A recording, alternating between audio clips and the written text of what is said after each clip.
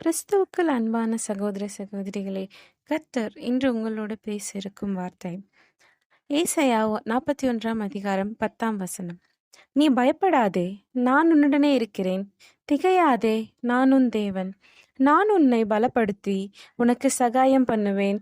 என் நீதியின் வலது கரத்தினால் உன்னை தாங்குவேன். 2 தீமோத்தேயு 1:7.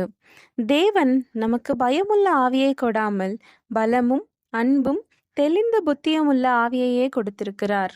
சங்கீதம் 23:4.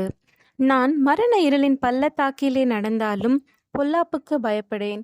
தேவரீர் என்னோடே கூட இருக்கிறீர். உமது கோலும் உமது தடியும் என்னை தேற்றும்.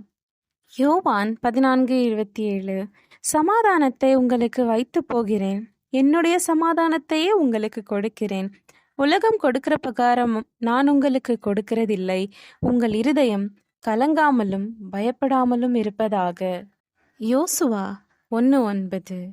கலங்காதே, திகையாதே, நீ போகும் இடமெல்லாம் உன் தேவனாகிய கர்த்தர் உன்னோடே இருக்கிறார் என்றார்.